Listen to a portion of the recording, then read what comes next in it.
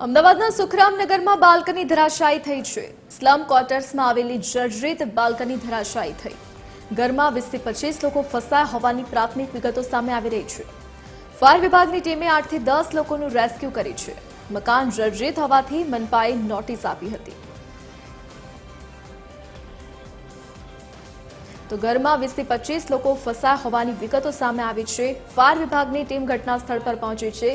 8 થી 10 લોકોનું રેસ્ક્યુ કરવામાં આવ્યું છે, તો બાકીના લોકોને પણ બચાવવાની કામગીરી હાથ ધરવામાં આવી છે। વધુ વિગતો સાથે સંવાદદાતા મોનિકા રાજપૂત આપણી સાથે લાઈવ જોડાઈ ગયા છે। જી મોનિકા, હાલ કેવી પરિસ્થિતિ ત્યાં જોવા મળી રહી છે? કેટલા લોકોને બચાવી લેવામાં આવ્યા છે? બિલકુલ તે ધરતી અમદાવાદ મ્યુનિસિપલ કોર્પોરેશનના પાપે આજે લોકોને જે છે જર્જરિત મકાનોમાં રહેવાનો વારો આવ્યો છે। ને હાલ આપ જોઈ શકો છો કે દ્રશ્યોમાં જે પ્રમાણે રખિયાલ વિસ્તારમાં આવેલું જે સંત વિનોબા ભાવે નગર જે છે ત્યાં એક દિવાલ ધરાશાયી થઈ હતી અને ત્યારબાદ જેટલા પણ લોકો અહીં રહી રહ્યા હતા તેવા લોકોને ફાયર વિભાગ દ્વારા જે છે રેસ્ક્યુ કરવામાં આવી રહ્યું છે।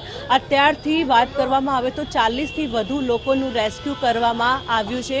જે પ્રમાણે આ જર્જરિત મકાન છે જેના કારણે અમદાવાદ મ્યુનિસિપલ કોર્પોરેશન દ્વારા પણ નોટિસો આપવામાં આવી છે, છતાંય એક તરફ લોકો દ્વારા માંગણી બી કરવામાં આવી છે કે તેઓ લોકોને ભાડા આપે કાં તો વૈકલ્પિક વ્યવસ્થા જે છે અમદાવાદ મ્યુનિસિપલ કોર્પોરેશન દ્વારા કરવામાં આવે તો તેઓ લોકો આ મકાન ખાલી કરવા માટે તૈયાર છે। પરંતુ આ જે માંગણી જે છે કોર્પોરેશન દ્વારા પૂર્ણ નથી કરવામાં આવી રહી છે, જેના કારણે લોકો આ જર્જરિત મકાનમાં રહેવા માટે મજબૂર બન્યા છે। હાલ આપણી સાથે સ્થાનિક લોકો છે જે લોકો અહીં રહે છે, એમની સાથે જ વાત કરીશું।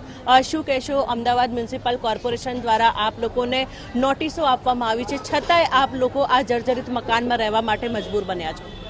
અમે અગાઉ 6 મહિના પહેલાં પણ અમદાવાદ મ્યુનિસિપલ કોર્પોરેશનને એક અરજી આપી અને રીડેવલપમેન્ટ માટે અરજ કરી હતી। રીડેવલપમેન્ટનું ટેન્ડર મંજૂર થઈ ગયું છે અને યોગી કન્સ્ટ્રક્શન કંપની નામના ડેવલપરને આ કામ મળ્યું છે અને એક સમયગાળા દરમિયાન આ બીજી વાર આવી ઘટના બની છે।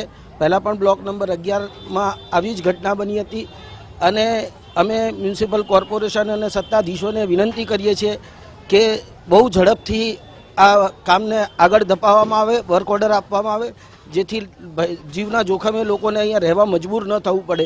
અહીંયા ખૂબ જ નિમ્ન વર્ગના મજૂરી કરતા લોકો રહે છે અને જેમની વૈકલ્પિક વ્યવસ્થા વગર ક્યાંય ખસાડી શકાય તેવી પરિસ્થિતિ નથી।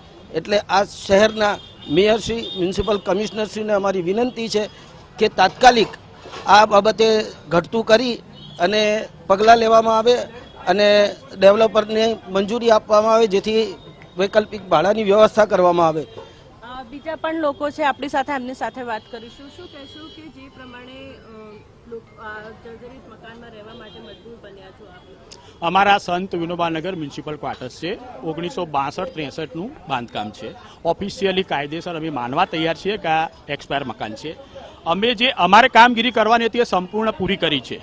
અમારી કામગીરી સંપૂર્ણ પૂરી કરી છે। 4 થી 5 વખત કમિશનર સાહેબને મળ્યા છીએ, મેયરશ્રીને મળ્યા છે, એના ફોટા અને વિડીયો પણ અમારી પાસે છે, ઇનવલના નંબરો પણ છે, અમારું ન્યૂઝ પણ કેટલાક સંદેશ અને ગુજરાત સમાચાર અથવા તો એ લોકોએ કવર પણ કરેલ છે। અને આ એક ખાસ અમારી અગત્યની છે કે આજે અમારી સાથે સંપૂર્ણ મીડિયા જોડાયું, અમારા દુઃખમાં સહભાગી બન્યું। અમે એક જ વિનંતી કરીએ છીએ કે અમારા તરફથી કોઈ કામગીરી બાકી ના હોવા છતાં અમને ભાડું ક્યારે આપશો? બસ અમને ભાડું આપો, આજે નીકળવા તૈયાર છીએ, 24 કલાકમાં અમે નીકળી જઈશું। બિલકુલથી તો લોકો દ્વારા જે છે ભાડાની માંગ કરવામાં આવી છે અને ભાડું જે છે લોકો આપે અને ત્યારબાદ જ તે લોકો જે છે આ મકાન જે છે 24 કલાકમાં ખાલી કરવા માટે તૈયાર બન્યા છે। ધરતી જી મોનિકા, વિગત સાથે જોડાવા બદલ આપનો આભાર। તો બાલ્કની ધરાશાયી થવાની ઘટના બની છે, કેટલાક લોકો ફસાયા હતા, હાલ રેસ્ક્યુ કામગીરી ચાલી રહી છે।